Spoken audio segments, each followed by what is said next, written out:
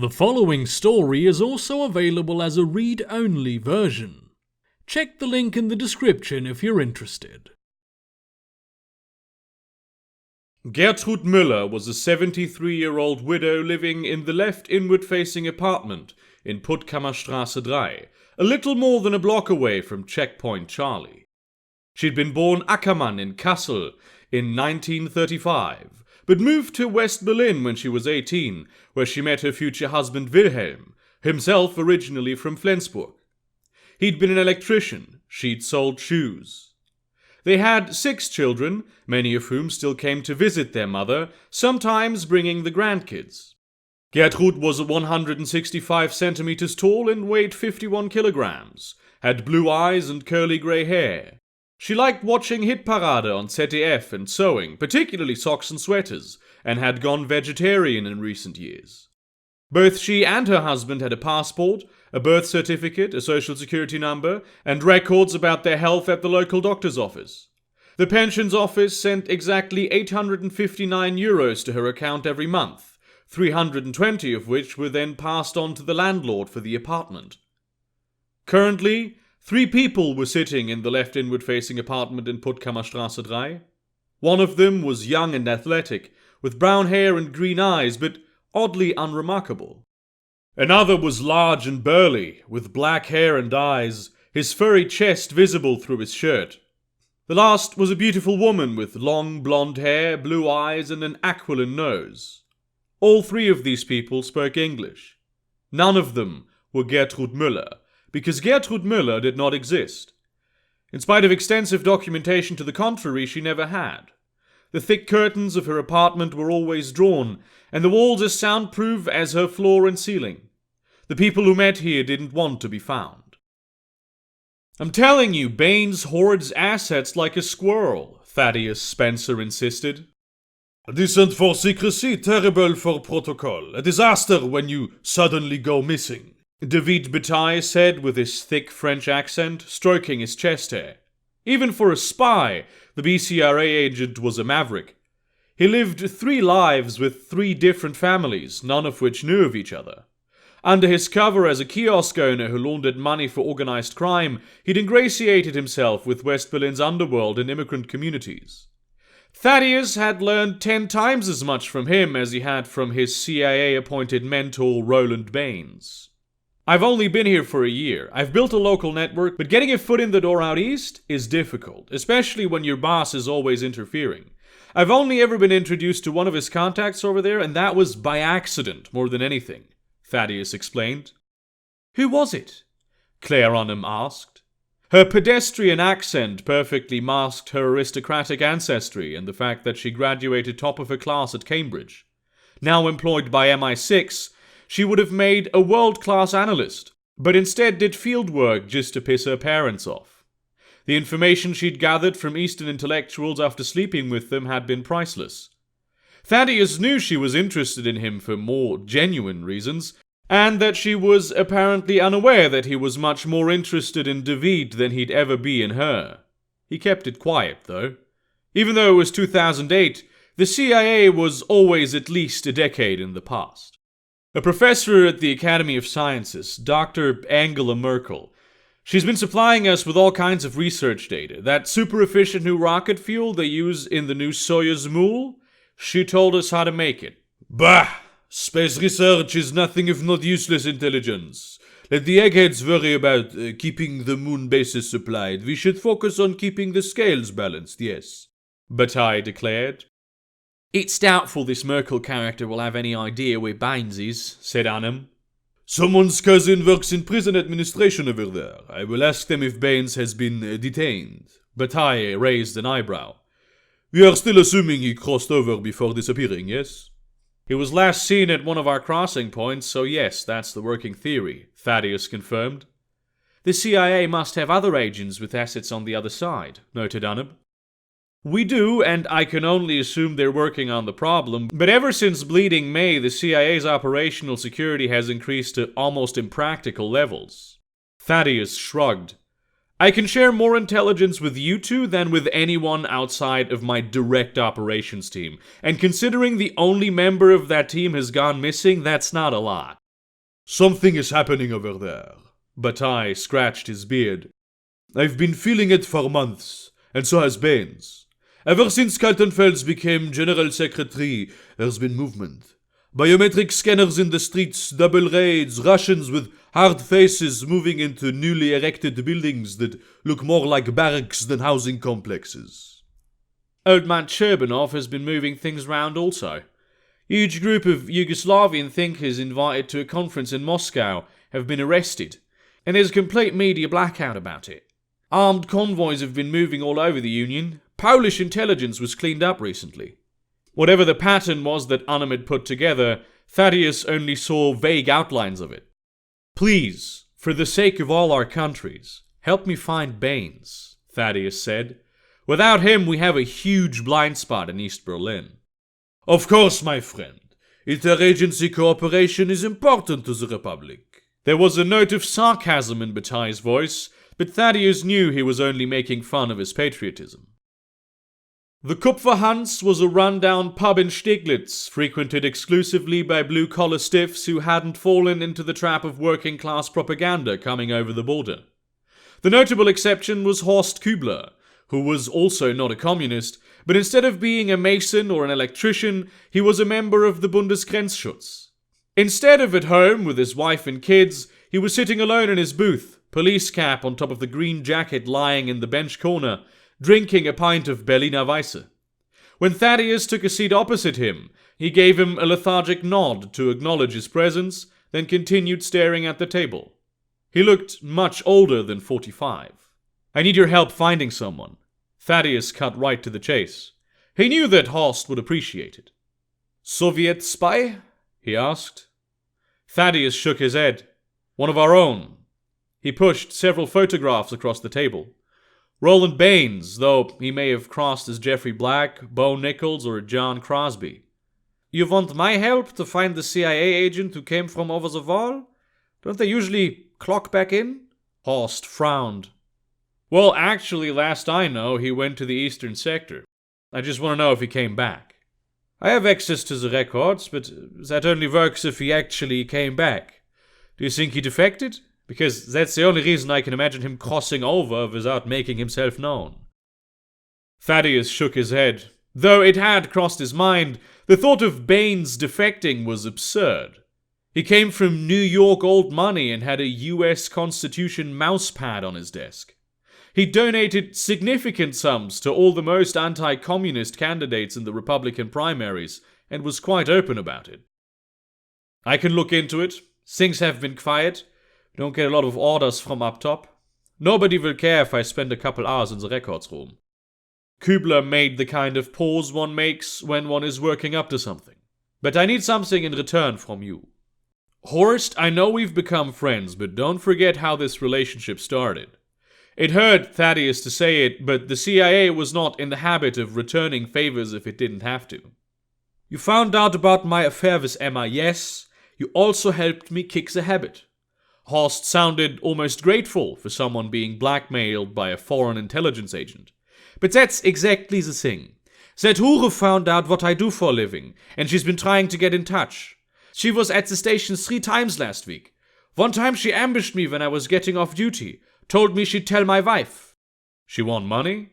Horst shook his head, a pained expression on his face. I could do money, offered her 1,000 euros. She was offended, said that getting paid without fucking went against her professional code as a prostitute. What she wants is protection. Protection from what? Kübler shrugged. I told her not to tell me. I like being police, and I'm not gonna intimidate some friar like I'm her Zuhälter. Her pimp. Exactly, that's the word. He stared into the distance for a moment, lost in thought. If you go there, help her with whatever problem she has. I'll spend a few hours in the records room, find out whatever you need. Thaddeus mulled it over. Getting into something without knowing what it was could result in him making promises he couldn't keep. Not only did that offend him on a personal level, it was also bad protocol. On the other hand, not only was Emma trying to blow up the only leverage he had over his best asset, he also didn't want his friend's home wrecked. All right, I'll do it. If you find something, you know where to call. The Super Massage House was located in Neukölln and, like many other brothels, pretended to be a massage parlor. It wasn't that prostitution was illegal, some traditions simply died hard. It was an hour before noon, not exactly high business time, so he would get the girl he was looking for. Thaddeus left an entry fee at the front desk, pretending to be a customer while asking for Emma specifically. Whoever she was afraid of might well be someone from the brothel. He was led to a small bedroom with closed blinds, lit in the kind of dim red used when trying to hide how filthy the place actually was. A minute later, Emma arrived, clad in a bathrobe. Her round face and full cheeks made her seem younger than she was. Her black hair and green eyes with the hint of an epicanthic fold made her seem just exotic enough to be desirable by people who were into that kind of thing. She smiled at him in a way that made her seem genuinely interested, and maybe she was. Thaddeus knew he was, to a degree, handsome, or at least not as disgusting as some of her usual clientele. "Na, willst du ein bisschen Spaß haben?" she asked. Thaddeus raised his hands apologetically. "Sorry, my German is not very good." "That's no problem, we are used to an international crowd." She gave him a wink. "I can speak German if you like," she offered. "Thank you, but no. I'm here because," before he could finish, she dropped her bathrobe and revealed the red lingerie underneath. She was just this side of curvaceous, broad hips, thin waist, flat tummy. Her breasts were so large they seemed almost disproportionate. Thaddeus wondered how much of them standing firm was the bra's work. Horst had told him about Emma and her perfect tits one drunk night many months ago. Thaddeus looked at her expression to gauge how confident she truly was, and after a moment of smiling, it turned hard. "You're gay," she said. "Not the kind where you want it to be fixed, but the kind where you know you're gay and you think it's good." Thaddeus frowned. "How do you figure that?" "You looked me over too quickly, then focused on my face. Only a Schwuchtel does that." She closed her bathrobe back up, more uncomfortable with a man who was not objectifying her than she would have been with the alternative. "What do you want from me?" "I'm a friend of Horst. Kübler. You know him. In fact, I'm the reason he's not seeing you anymore." "That's it. I'm calling Vadim." Emma reached out to hit a red button installed right above the light switch. "I'm here to help you. That's why he sent me." That made her stop. She looked at him with suspicion, mustering him again, this time to examine if he was trustworthy, and not if he would try to eat off the menu without asking first. "What did he tell you?" "Nothing, because he doesn't know what you need help with." Emma turned to him, rolling her eyes. All intention to hit the panic button was gone. "I knew he wasn't listening. That man is a genius at not hearing things said to him when he doesn't want to hear them. He didn't want to compromise himself." Emma waved his excuse away. 2 months ago, someone new started to come here. He says his name is Casimir. It probably isn't. I don't care. He is one of the roughest men I ever had. Bends me over, grabs my hair and tits, likes to pretend he's raping me. He comes here at least once a week." "You want me to make him stop?" Thaddeus asked. Beating up some John was certainly something he was trained to do, and it wouldn't require any CIA resources. Emma raised her hand, telling him to stop. "He pays. Tips, even. It's fine. Verdammt nochmal, I thought you Schwuchteln were supposed to be good listeners." She shook her head, irritated. "You couldn't do it anyway. He's 2 meters tall and has arm muscles bigger than my waist. If Vadim couldn't take him down, a gay like you definitely cannot." Her comments washed over Thaddeus. Years of abuse had made him not care anymore. He did know that he did not like her, though. "So why do you need Kübler's help?" "He needs my help, Gottverdammt!" Emma put her hands on her hips. "Casimir speaks German. Very thick Russian accent, but he speaks it well. What's important is what he says when he's fucking me. It's Russian, which he doesn't know I speak." "What does he say?" "It's your usual domination shit, but very specific. He talks about how he's gonna keep me locked in his closet when he and his comrades take over the city and fuck me 3 times a day, then force me to cook for him naked." Thaddeus shrugged. "That is strange, but it's a fantasy, right?" "One day I followed him home because I was getting scared. I don't want no communist takeover of my home. I like West Berlin. He lives in an apartment block with only other Russian men. The smallest of them is the size of a bear. Thaddeus could not help but admire her patriotism and shadowing skills. The number of people who became heroes when they were scared was small. His estimation of her rose a little bit. Can you give me an address? I already gave it to Horst, but I can repeat it for you. She opened a drawer and wrote something on a blank receipt.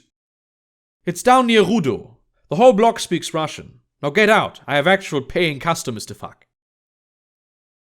It wasn't difficult to confirm what Emma had discovered. There were still families living in the area, but they were all on edge, suspicious. It wasn't that they knew anything, but they felt it in the air, the anticipation of something monumental, even though nothing was scheduled any time soon.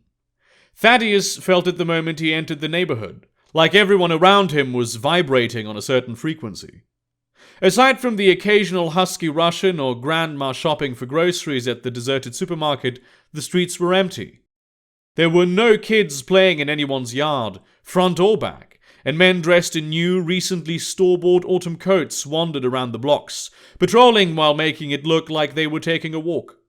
Some of them had dogs, pit bulls and Rottweilers, no golden retrievers. Thaddeus was trained in observation. He knew how to move through an area, survey it without being noticed.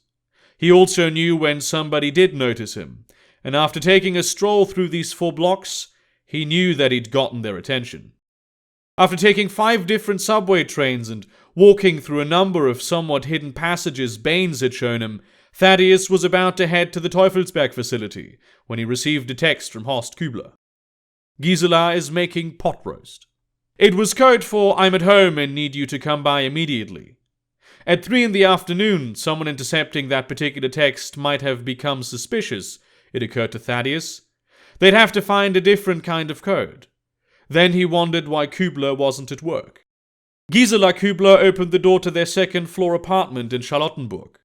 It was a spacious place in a good neighborhood with a large living and dining room, 3 bedrooms, 2 bathrooms, a kitchen with an island, and even an office space for Horst. Thaddeus, hello, Horst didn't say you were coming. Gisela was wearing a flour-stained apron and a kitchen glove in one hand. The sweet scent of baking wafted through the door.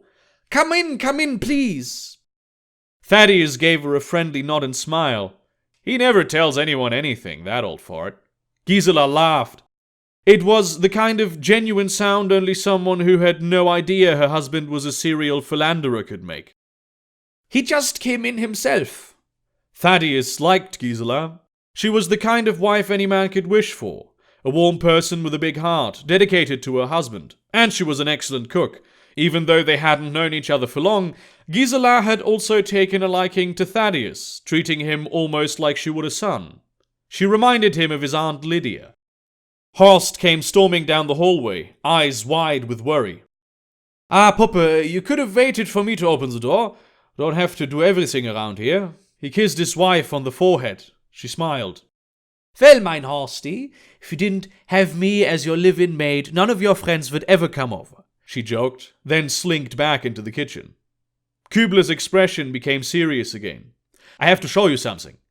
Without waiting for a response, he went ahead into his office. The walls were lined with case binders labeled in small, precise handwriting and instructional books for police work in both German and English. Horst pointed at a brand new LCD screen on his computer desk. Row upon row of pictures on it showed men that looked exactly like the kind of people Thaddeus had seen near Rudo only an hour earlier. Over the past half year or so, totally many people came over from the east. Horst clicked on one of the images, pulling up a file of someone named Franz Markgraf. His features were distinctly Slavic, maybe even a little Siberian. They all have resident IDs for East Berlin, DDR passports, travel permits stamped by the right authorities. All officiel, but then look here. Kübler played a video recording of Franz Markgraf clearing the heavily fortified Invalidenstraße checkpoint. He moved with a purpose, always aware of his surroundings, like a soldier. The customs official checked his documents, speaking to the man in German.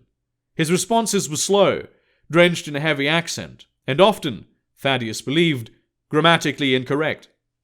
His German is not as good as I would expect from someone named Franz Markgraf, he said. Horst nodded. According to the papers, he was born in Schwerin. Now, I don't know much about those northerners, but they don't speak like this. I found, just by checking from my desk today, found almost 1,000 men who fit this profile. Some of them might be correct real people. I thought maybe they're all fleeing. Then I checked the paper trails for a few, and they are all still here. Why don't we know about this? It should have raised some alarm bells. Thaddeus looked out the windows, frowning. It was starting to rain. Ganz genau, yes, that's what should have happened. But it didn't. Which is exactly the reason why I'm not taking it upstairs. You think the BGS has been compromised? Thaddeus looked directly at Kübler, seeing that, underneath the professional worry, there was a deep fear he was trying to stay on top of. It's the only explanation, because I refuse to believe that we are this incompetent. We have computers now, they can find these patterns on their own. It must be more than one person, but they must have at least someone in the messing. You mean the brass? Yes, the brass, Horst gesticulated. What I'm saying is that I cannot do anything here. There was a knock on the door. Before Horst could say anything, it opened, and a little acorn-haired boy stood in the frame, still wearing his colorful backpack. He was grinning ear to ear, holding a purple chocolate bar in his hands. Patrick, du sollst nicht einfach in mein Büro kommen, Horst scolded his son. Aber ich muss dem Thaddeus mein Geschenk geben, Papa. Even though Patrick looked more like his mother, he had the same charge-taking personality as his dad. Is that for me? Thaddeus asked, not quite certain if he'd understood the boy. He brought Hershey's for both the Kübler kids every time Gisela convinced Horst to invite him for dinner. Patrick nodded. He was learning English in primary school, but was not yet confident enough to speak. It seemed he wanted to return the favor. Judging by how deformed the bar was, he'd been hiding it in his room for a while. Thank you very much, my friend. Unfortunately, I do not have a Hershey's bar on me. I hope that's okay.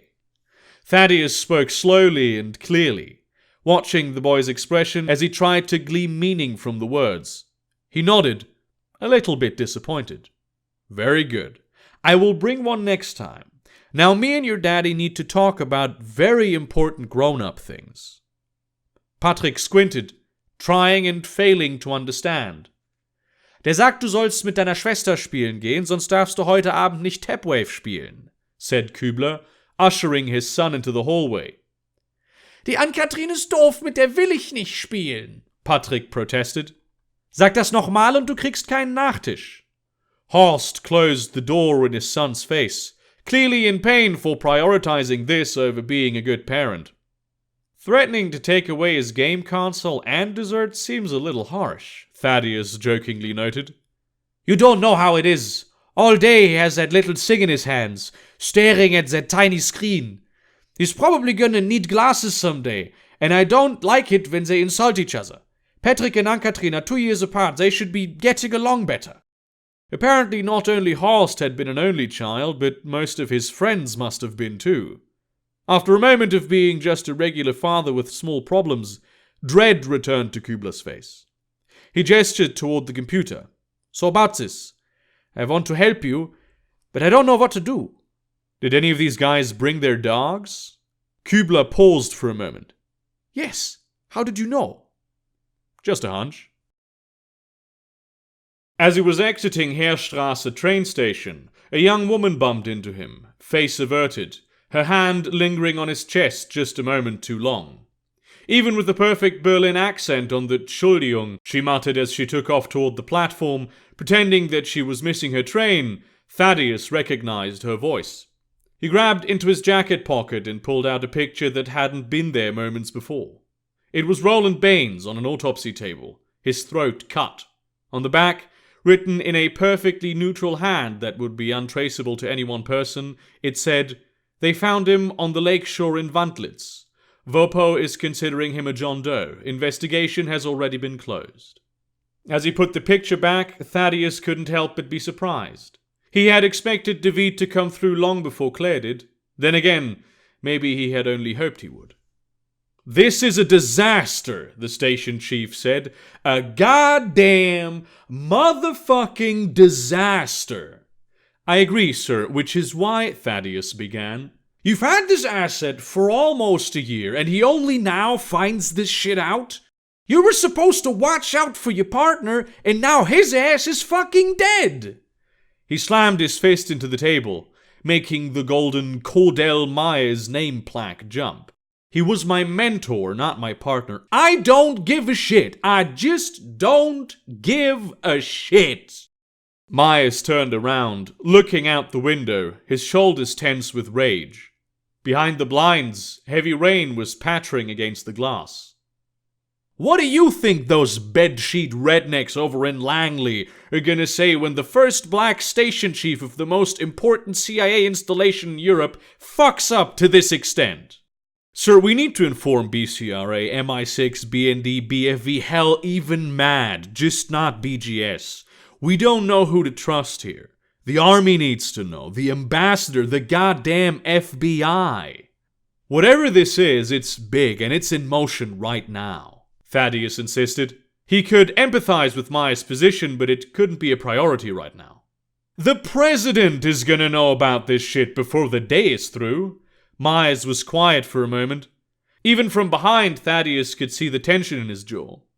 I'm calling an emergency strategy meeting. We'll have Langley phoning in. I want you ready to jump when I call you, Spencer. But right now, I need you in the field. Hit up your contacts in the other agencies. They're going to get the news eventually. But I can't wait until this filters down. Spätkiosk an der Panke was a late-night convenience store located in Gesundbrunnen. It sold everything from milk to vodka, envelopes to newspapers, and condoms to candy bars. Claire Unum was standing at one of the tables in the back, drinking coffee out of a paper cup. When she spotted him, she smiled mischievously and pushed over a purple chocolate bar. Thaddeus checked his pocket and found that the gift from Patrick was no longer there. The one on the table looked new. A quick glance at the rack next to the cash register confirmed that she must have purchased it here. It was too easy, Unum said. So easy that it would have broken my heart to see you go empty. You're just a very good pickpocket, he responded, then noticing that he was flirting again. It was like a reflex with women who seemed interested in him. He didn't want to lead them on, he just couldn't help it. This is a serious situation. David Bataille came out of the back room with 2 more cups of coffee, setting down one before Thaddeus. A lot of people seem to have disappeared over there. Contacts I had, and I didn't even notice that they were gone.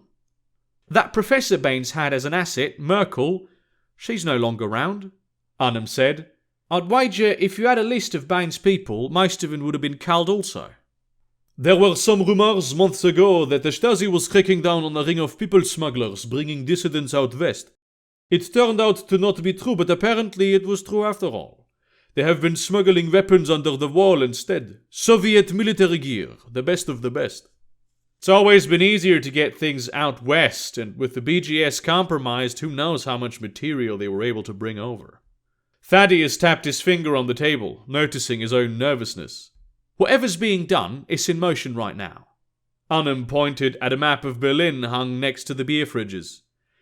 That data from your contact? I cross-referenced it with the registration office, and they're all clustered in at least 4 neighbourhoods. There's been a lot of activity there in the past few hours. Cold tingles crept down Thaddeus's back. What if his snooping around this morning had stung the hornet's nest? How did we miss all this? He asked. There was no response. When no one answered after 5 seconds, Thaddeus knocked on the door again, harder this time. He was about to go again 5 seconds later, when Ann-Kathrin Kübler opened it just wide enough to look into the hallway. The girl was staring at him suspiciously with her father's blue eyes. Mr. Thaddeus, she asked. It's actually Mr. Spencer, but you can call me Thaddeus, he responded. Patrick's older sister was very gifted when it came to English. He suspected that she at least understood everything he said. Come in, welcome. The suspicion had not drained out of her voice fully when she opened the door wide. Gisela was just carrying a big bowl of pasta from the kitchen to the dining room, still wearing the same apron. She gave Thaddeus a confused smile. Horst, you didn't tell me Thaddeus was coming here by? The office door opened almost immediately. Horst's confusion was mixed with fear.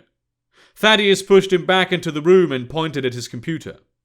Get on the internet right now, book 4 tickets to somewhere that isn't here for as soon as possible, and get to Tegel, or Tempelhof, or Gatow, wherever it takes off from.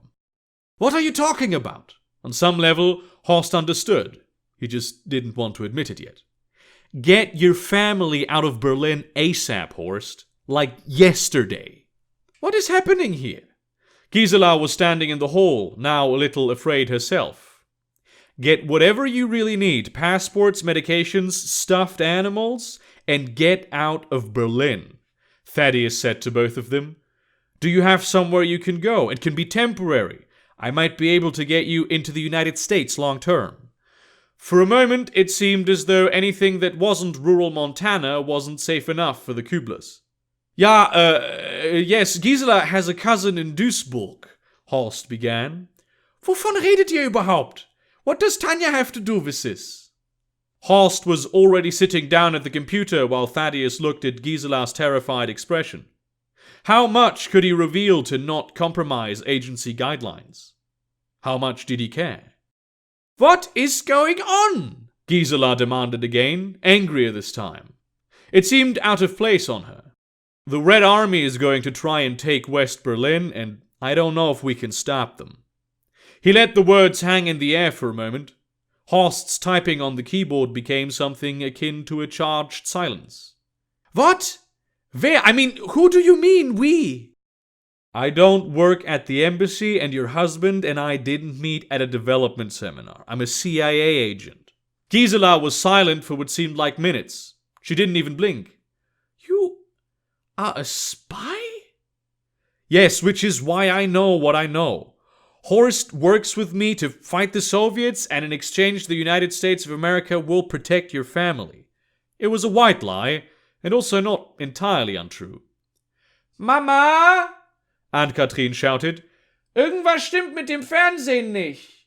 Thaddeus followed Gisela almost involuntarily as she walked into the living room. Patrick was sitting in a corner, focused on playing with his handheld Tapwave console.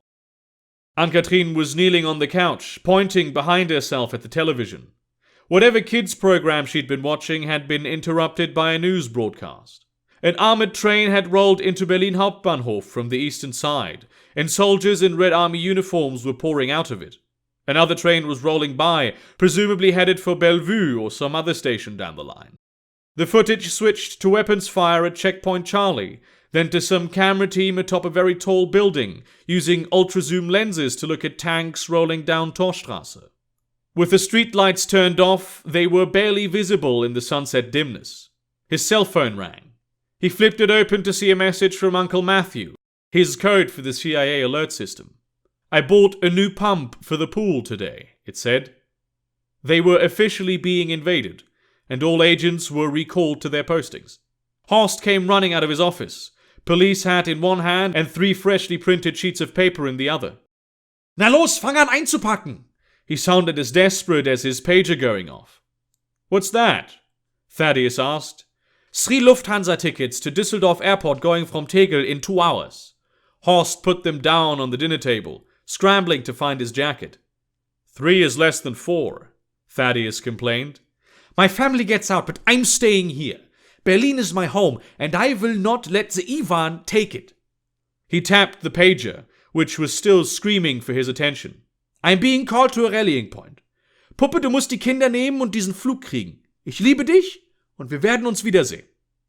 Before she could protest, he kissed Gisela on the lips.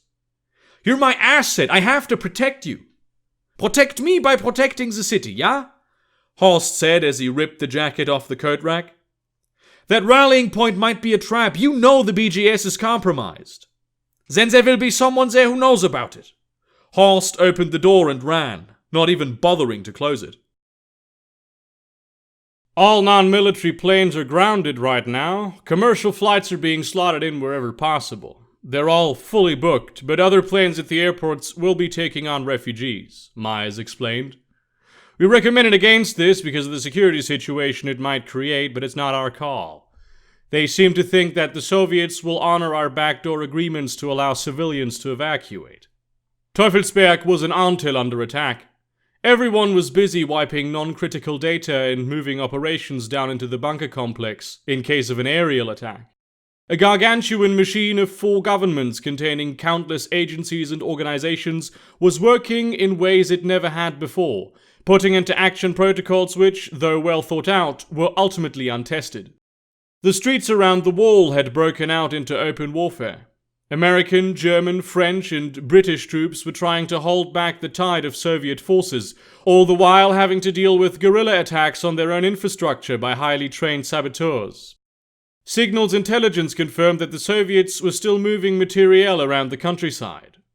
If they were not already surrounded, they would be sooner rather than later. Within minutes, the shining fortress of freedom in the heart of East Germany had become a death trap. There were at least 100 other agents in the room with Thaddeus, only a handful of which he had ever seen. Analysts, handlers, field agents, administrators, technicians. The true scale of the Berlin intelligence operation was outlined against the darkness. Right now, the official stance is that we will hold and repel the attack, but Code Yellow data cauterization has been authorized. I have enacted that protocol for anything not Berlin relevant.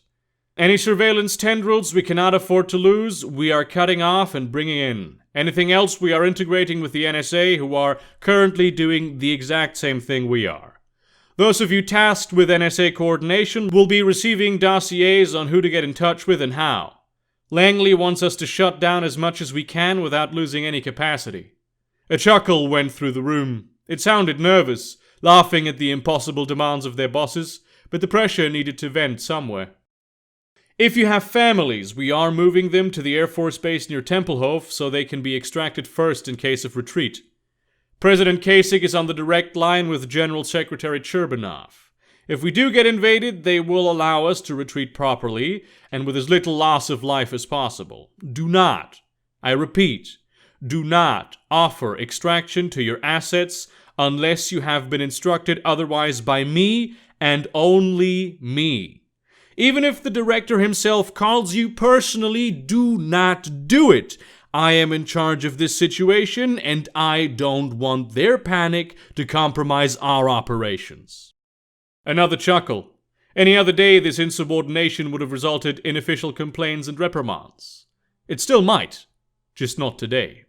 If you have assets who ask you for extraction, do not offer it to them. If they are thinking about fleeing, discourage it. Tell them we have everything under control, whatever you have to say to make them stay. At the same time, think up an extraction plan and set up the basics. It's not a priority, but I'd rather not leave anyone behind.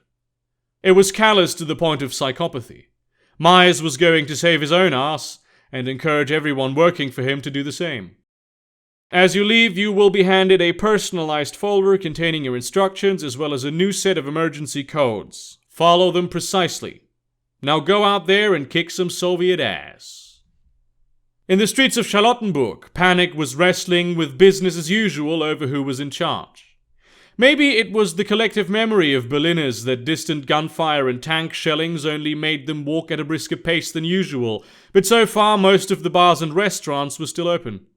They were empty, of course, and waiters paced up and down behind the windows with rising agitation, but the lights were on and the music was playing.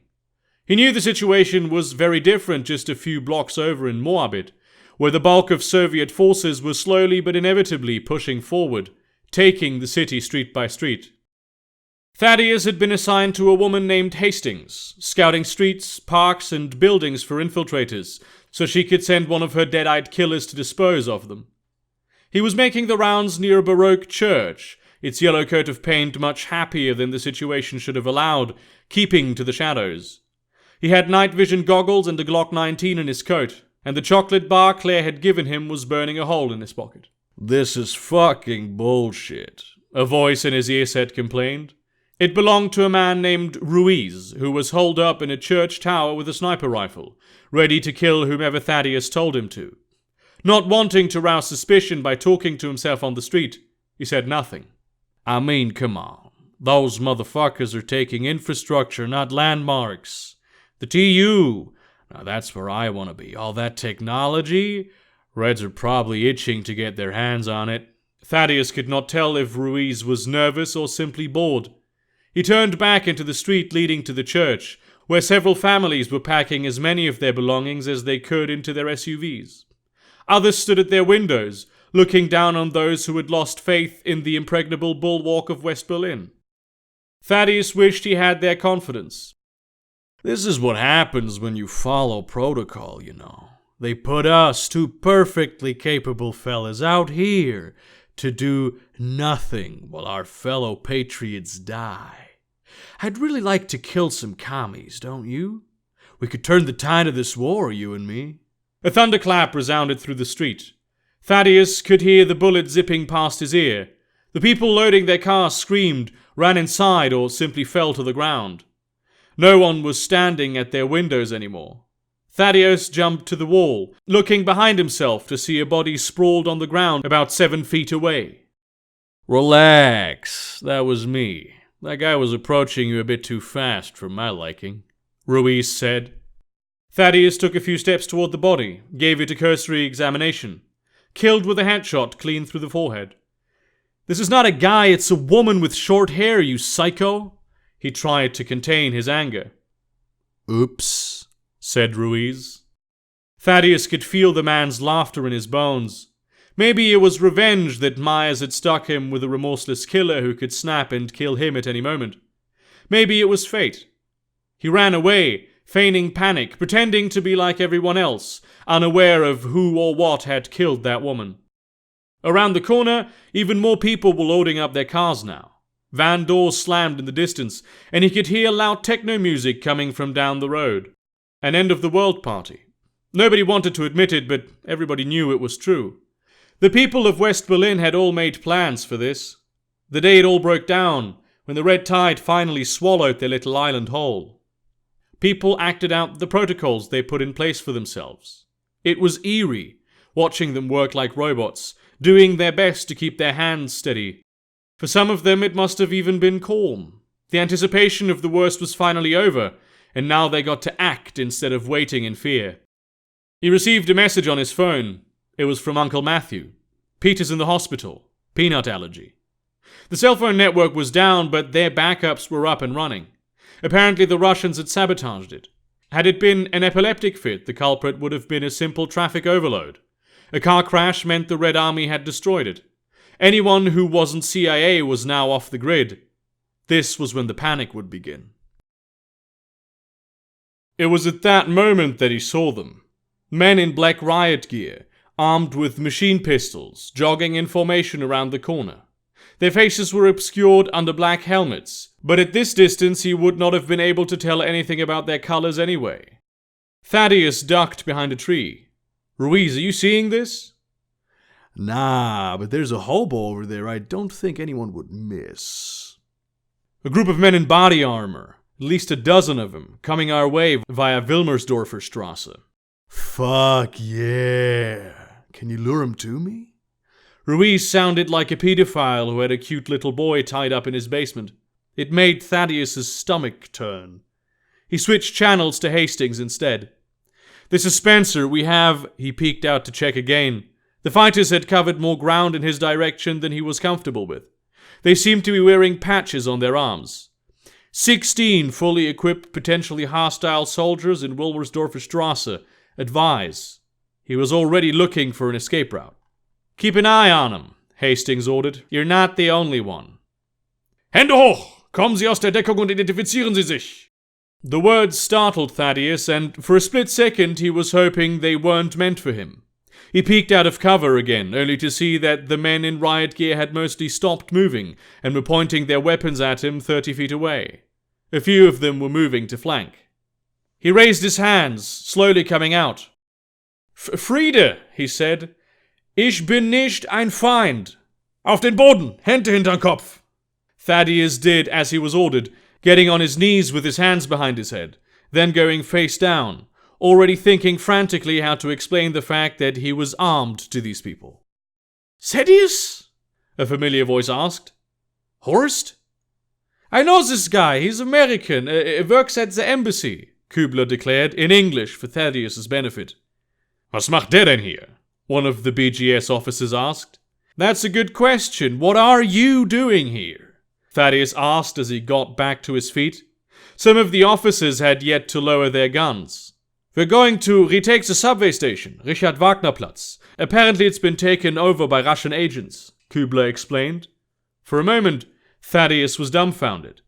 "No! That's us, that's the CIA. We've taken that subway station and are coordinating our local operations from there. How do you not know this?" "Ah, Scheiße!" someone cursed, then spoke into their headsets.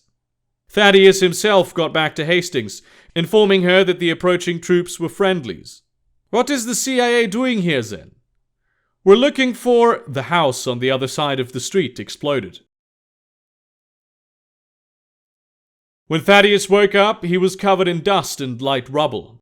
He couldn't have been out for more than a few seconds, but it felt like he'd been dead for hours, and had somehow come back to life. The air raid sirens were blaring, and huge cones of light were scanning the empty night sky. The remnants of several washing machines lay on the road, blasted out from the laundromat on the ground floor of the building that had just been bombed. In the distance, more explosions. At least 6 of the BGS officers were dead or severely injured.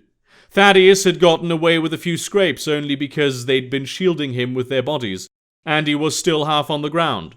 2 of the survivors, both on the younger side, opened their visors and vomited on the pavement. People were shouting, screaming in terror. For the first time in over 60 years, bombs were falling on Berlin. "Was zur Hölle?" one of the BGS officers shouted. "Are you good?" Kübler asked, helping Thaddeus get to his feet. He seemed to be limping, but otherwise uninjured. One could only hope he wasn't bleeding out in secret. "All right, maybe, certainly not good." He tried to reach Hastings or Ruiz, but only got a high-pitched whine that made him tear out his earset. Somehow they were being jammed. His phone rang. Another message from Uncle Matthew. It was a miracle that the backup network was still functional. "You know the one about the licorice Christmas cake? You probably haven't." He needed a moment to mentally match it to the right code. "They're using stealth bombers and we have no idea what kind." At this point, they were all on the same team. There was no reason to keep secrets. "What do we do now?" the officer who had told Thaddeus to get on the ground asked. He seemed to be the one in charge, even more senior than Kübler, and yet he was asking an American spy what to do. Thaddeus had no idea. "We need to get back in the wagons and get to the next rallying point," Kübler decided. "Was ist mit den Verwundeten?" someone attending to the injured asked. "Carry the ones who are still alive." A few blocks away, another bomb exploded. 2 Mercedes-Benz Sprinters in Bundesgrenzschutz livery were trying to push their way through the traffic toward Berlin Zoo. Even panicked, most people tried to respect the blue lights and sirens. Some may even have been calmed by them, thinking that the authorities were still doing something as opposed to scurrying about in terror. But a lot of people had suddenly decided to get out of the city as fast as possible, instead of trying for the air raid shelters, and they didn't care much for traffic laws anymore. The BGS driver pulled them onto the pavement, shouting for crowds of pedestrians to make way. A small car who'd had the same idea managed to pull into a driveway just in time to let them pass by. Another message from Uncle Matthew arrived. "Taking a trip to Mount Rushmore next month. You want to come with?" His heart dropped, thinking of Claire. Hopefully she hadn't been in the MI6 building when it had been destroyed. At the same time, he felt a certain amount of relief that Uncle Matthew's trip hadn't been to the Grand Canyon. That would have meant David Bataille. It occurred to him that he would probably never see either of them again. The chocolate bar in his pocket seemed to vibrate with energy. Eating it before he died seemed important somehow, but he had no idea if it was appropriate to do so in a van full of German cops. Should he share it with Kübler? It might give him comfort knowing that, in a way, it had come from Patrick. Thaddeus shook his head. His mind was racing to mundane places in order to distract him from the situation at hand. He needed to focus, clear away the rising panic. There were protocols in place for everything, and right now they were getting closer to the Air Force base at Tempelhof. It wasn't their destination, but it was better than going the other direction. The Berlin Zoo had been reduced to a series of craters. The screeches and roars of hundreds of animals, exotic and mundane, mixed with the sirens. Something crashed into the side of the van, perforating the chassis and almost impaling Kübler. A rhinoceros, its face covered in blood and bruises, roared in a desperate frenzy. Thaddeus was thrown forward, the seatbelt burning his shoulder with friction. He looked to the back of the vehicle, where the front of the second BGS Sprinter was lodged. Its driver, who had not been able to slow down fast enough, was lying face down in the airbag. The rhino roared again, failing to pull out its head. The chassis had cut into its neck, and it was bleeding profusely. His head felt like it was filled with cotton balls, and his vision was blurry. Thaddeus pulled open the door and stumbled out onto the street, where a small flock of reindeer were jumping around in traffic, kicking in windows, fleeing from the cars and their horns in 1 second, and from an honest-to-God, half-white, half-red polar bear in the next. The bear was busy striking a white Fort Smallville with its massive paws, while the woman behind the wheel screamed almost as loud as she was honking her horn. An elephant's trumpet was drowned out by another barrage of bombs dropping. Thaddeus rolled himself into a ball on the ground. Something heavy fell on his back, and it felt as though he would pass out from the pain, but he didn't. Or maybe he did, but couldn't remember. These bombs seemed to be smaller than the last ones. They had devastated a nearby intersection, and the facade of a shopping center was cracked open, but the damage was not nearly as devastating as in the first one. When the ringing in his ears had cleared, Thaddeus could hear gunfire coming from the zoo.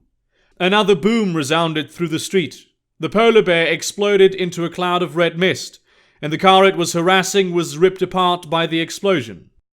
A quarter-mile down the road, a Soviet tank was crushing everything in its way. "Get away!" Thaddeus shouted, and was halfway down the yard of some classical revival church when the next shell blew up the BGS vans. It was only when he was hiding behind some Greek column that he realized why he'd run away in the first place. Only 3 of the BGS officers had managed to get away. Horst was one of them, but the original man in charge was not. Thaddeus found himself slinking down the column. He felt like he was going to vomit, and he wasn't sure where up or down was anymore.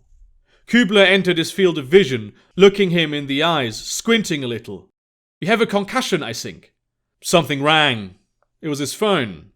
Thaddeus began laughing uncontrollably as he got it out of his pocket and flipped it open. "What's so funny?" Horst asked. "It still works," Thaddeus said, pointing at a text from Uncle Matthew. No matter how much he tried to focus, he couldn't read it. The letters were just too jumbled up. What does it say? "Drinks are free at the Bald Eagle pub tonight. I will still be tipping the waitress?" Horst frowned. "What the hell is this?" Thaddeus knew what it meant, but still needed to take a deep breath to get his thoughts in order. "It means you should put down your gun and help me get to Tempelhof." He produced the purple chocolate bar from his pocket. "You want to split this with me on the way?" After the conditional surrender, the population of Ramstein Air Base must have doubled. At least it felt that way, walking through the corridors. The CIA had been given a hangar of its own, though Thaddeus had only been inside it once. He'd spent most of his time in hospital, recovering from his head trauma. He still had to come in for a checkup twice a day, but otherwise the doctors had cleared him. Station Chief Myers had been flown to Washington for a debrief at the White House. After a blunder this size, Kasich was probably going to remain a single-term president, and he would want someone to pin the blame on. To an extent, he was sad that something that was the fault of hundreds, if not thousands of people would fall on the shoulders of one man.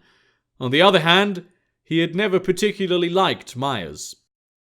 A woman named Palazzo was in charge of the remainders of the West Berlin CIA.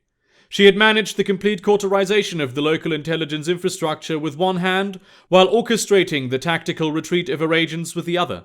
Even as the Soviets allowed all foreign troops and their families to get out, many CIA agents had simply disappeared. The question was whether they had died or stayed behind enemy lines on purpose. Thaddeus didn't care. He was just happy to be alive. His phone rang. A call, not a text. Not that it would have made a difference after he'd changed his ringtone for text messages. It was Horst Kubler. "Hey, how's Duisburg?" Thaddeus tried to sound lively, but was not sure if he'd succeeded. "I don't know. I'm not there anymore. Kübler's joking tone barely managed to cover how shaken he sounded. The BGS moved me to Cologne.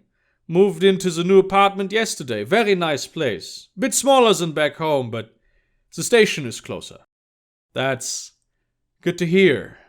It had been almost a month since the fall of West Berlin. Things were moving forward. So listen, Cologne is a lot closer to Rammstein, and Gisela really wants to have you around for an actual pot roast. And the children want to thank you for saving their father's life. I think you saved my life as much as I did yours. Let's call it even. He could almost hear Kübler shrug. Do they see that differently? Well, if they don't recall me stateside, I might be able to drop by. That would be nice. Karina Palazzo's office was a soundproof shipping container standing in the corner of the CIA hangar. Though it had windows, the blinds were drawn. Palazzo scrutinized him with the kind of gaze only someone with decades of experience in reading people could have. So, she began, how are you liking Germany? Bit loud, maybe. Sometimes feels like a war zone posting, Thaddeus responded. Palazzo smirked. She seemed to be open to his brand of humor. Normally, for someone in their first year of active field ops, I would still look at their academy grades. Now, yours are excellent, I know that, but you're also the exception. Despite your lack of experience, you bought us a crucial couple of hours back there. I got lucky, that's all. Thaddeus did not want to think about it right now. Lucky agents are the best agents, Mr. Spencer. Palazzo leaned back in her chair. Her presence still dominated the room. I could send you back if you want.